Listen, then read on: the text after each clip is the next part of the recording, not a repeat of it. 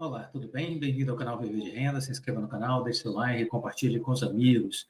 Seguimos aqui repercutindo o que foi notícia no fim de ano de 2023, porque julgamos que isso é importante acompanhar e entender para ajudar na construção das nossas estratégias nesse início de ano. Então, o Ibovespa bateu recorde de novo, mirando Selic ainda mais baixa em 2024, notícia que saiu no Valor Invest. Em dia de negociações reduzidas, investidores da Bolsa receberam um presentão atrasado de Natal, no dia 26 de dezembro, foi preparado pela maior parte dos cerca de 100 analistas consultados semanalmente pelo Banco Central. A turma da depressão, do Lexotan, 100 depressivos que são ouvidos pelo Banco Central semanalmente, que formam a pesquisa Focus. Então, eles cravaram o seguinte, que depois de ter subido a 9,25 ao ano no fim de outubro, a projeção da turma para a Selic em 2024 voltou a 9%. Então, veja que era anteriormente 9% a projeção da turma da depressão, e aí eles estavam mais deprimidos e chegaram a subir no fim de outubro a 9,25%, a projeção da Selic, e agora eles retornaram aos 9%, estão errando há 4 anos, vão continuar errando nos próximos anos. O cenário com que eu trabalho são 8%, mas eles seguem deprimidos, acreditando que vai fechar em 9%, Mas não trabalho com esse cenário, trabalho com 8%, acho que a Bolsa está barata, acho que a inflação está sob controle, acho que vai haver mais fluxo estrangeiro para o Brasil, nosso PIB vai seguir forte, crescendo, o dólar tende a corrigir para baixo, mais entrada de fluxo estrangeiro, o dólar cai. Início de corte de juros nos Estados Unidos, maior liquidez para as bolsas do mundo, isso chega também no Brasil, e aqui Selic seguirá caindo, isso favorece bolsa de valores também, certo? Então, são coisas que estão no meu radar, são coisas que estão nos meus estudos, e aqui eu compartilho com vocês, porque entendo que isso deve também fazer parte da agenda de estudo de vocês. Até onde o Ibovespa vai? Essa é a grande pergunta, Até onde o Ibovespa vai depois da bela alta de 2023? Não faltam projeções. Clóvis, você presta atenção nessas projeções em todas, não perco uma. Falando sério, não perco uma. Olho todas e tento entender o que eles estão enxergando, entendeu?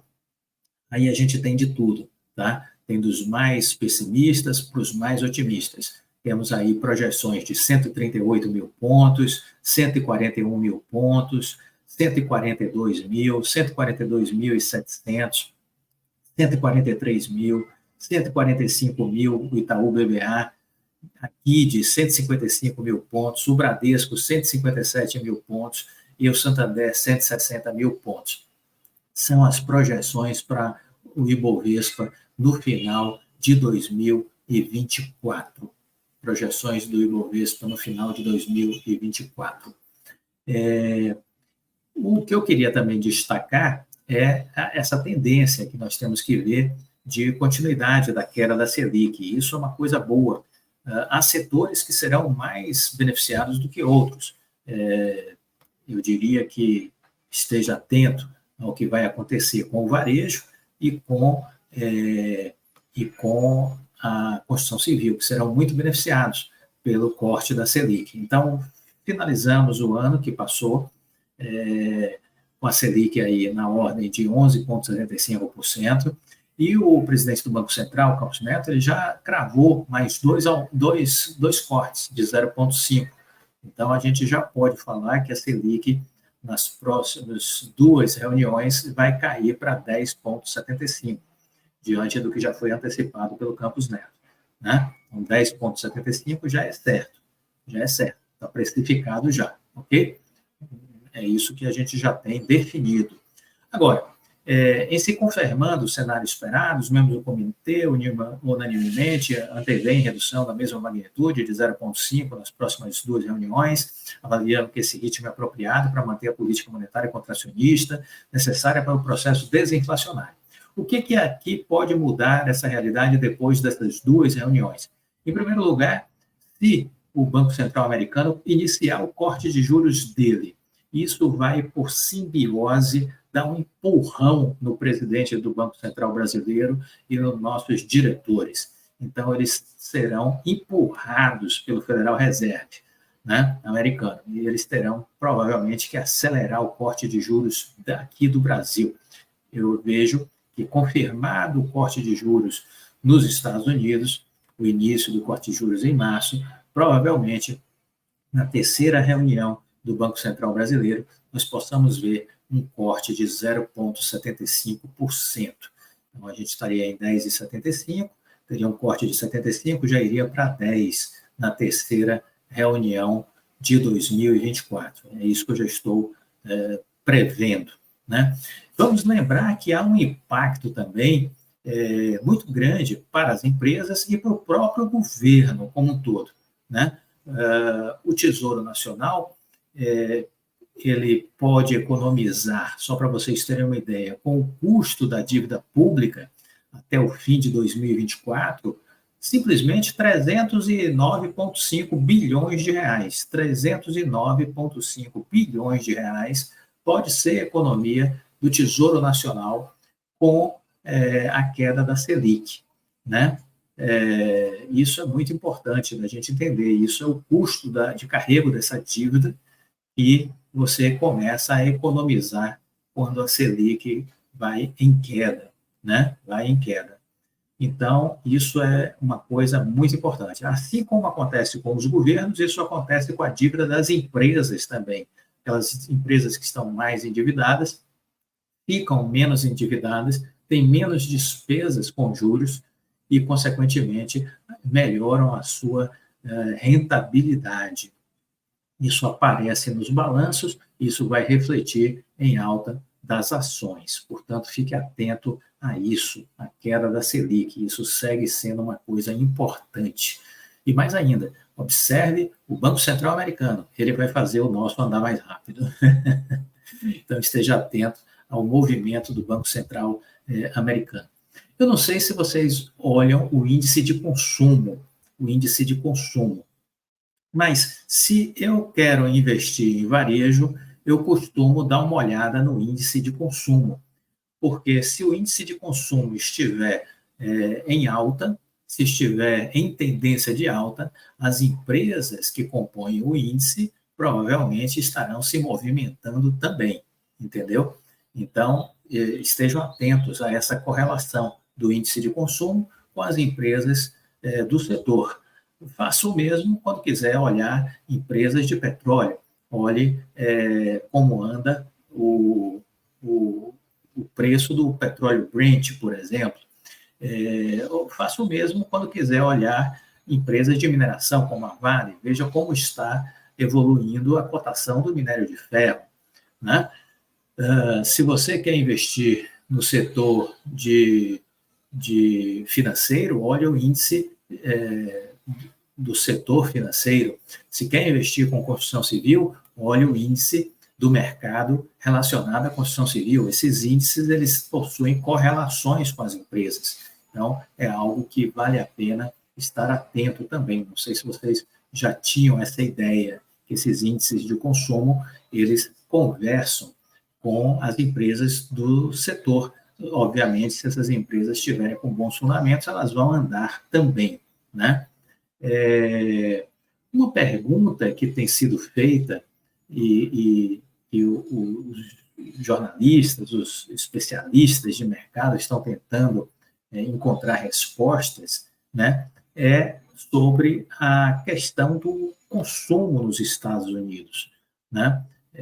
A que se deve a onda de consumo forte nos Estados Unidos? A economia que alguns diziam que passaria por uma recessão média ou uma recessão leve, né? Ela segue muito bem, muito forte.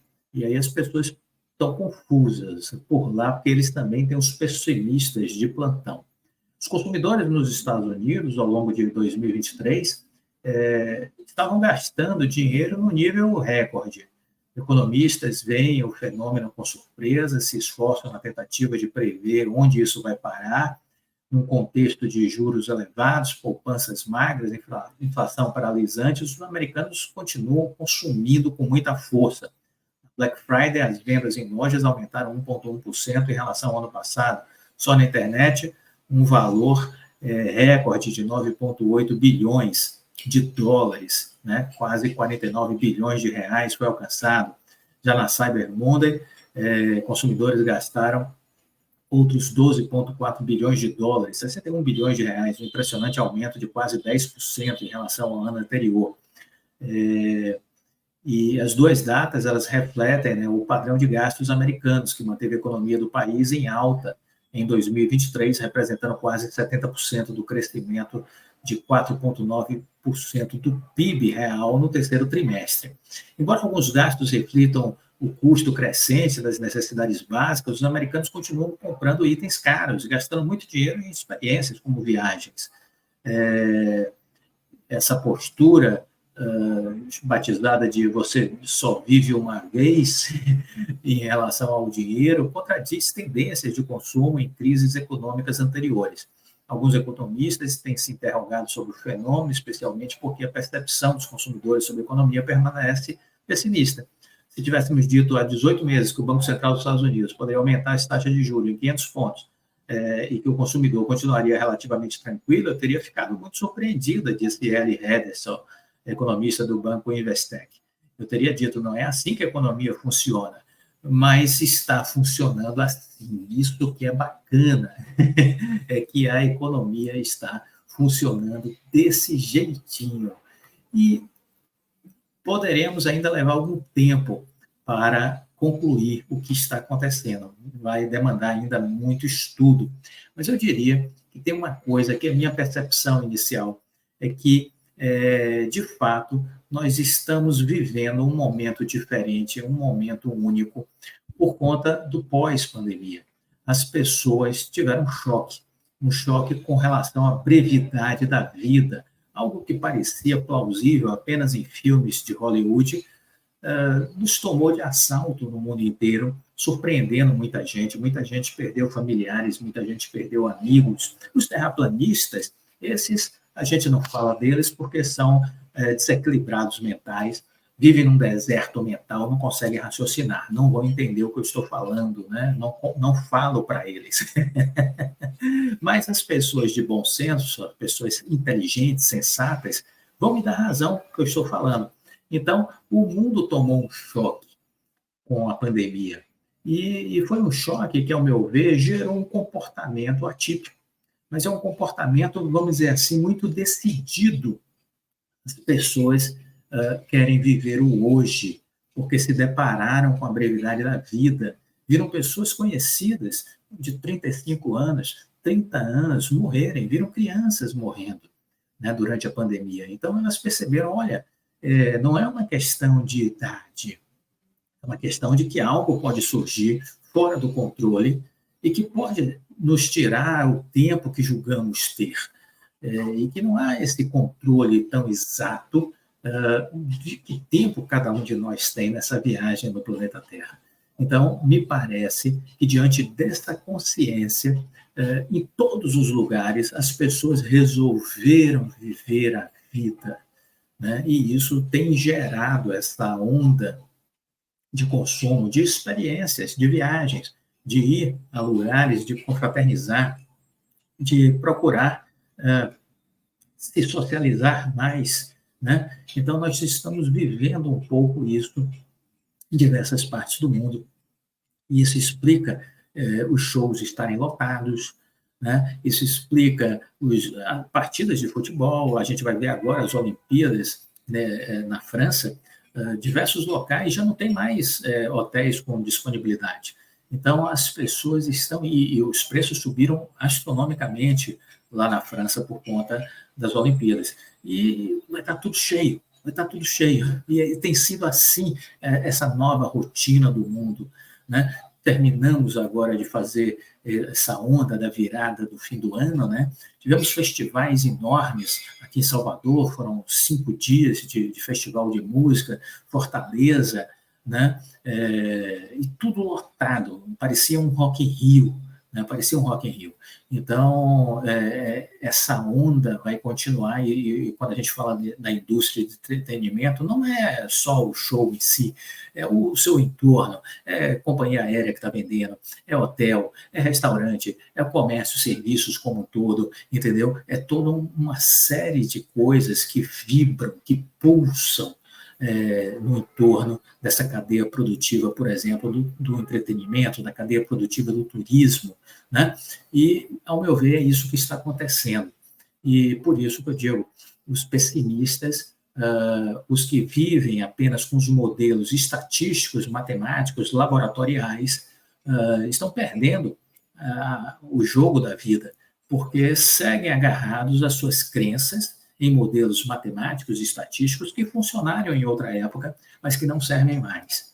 Então, você precisa ter espírito de abertura para entender o novo, para se conectar com as coisas que estão acontecendo. Se você não faz isso, você fica dentro da sua redoma, da bolha, a bolha da Faria Lima, você perde a capacidade de entender o mundo. Infelizmente, foi isso que aconteceu com a grande, enorme maioria dos estudiosos econômicos aqui no Brasil nesses últimos anos, e também está acontecendo nos Estados Unidos a mesma coisa. A turma tem apanhado feio porque não consegue entender o que está acontecendo. Mas, ao meu ver, uma das razões sobre o que está acontecendo é esse desejo das pessoas de viverem o hoje diante da incerteza com relação à brevidade da vida. O tempo pode nos mostrar coisas diferentes, mas, por enquanto, essa é a convicção que eu tenho, que está explicando, pelo menos para mim, o que está acontecendo. Se você gostou desse vídeo, deixe o seu like, compartilhe com os amigos, fique com Deus, assine a seleção de empresas e venha fazer parte do nosso programa de mentoria também.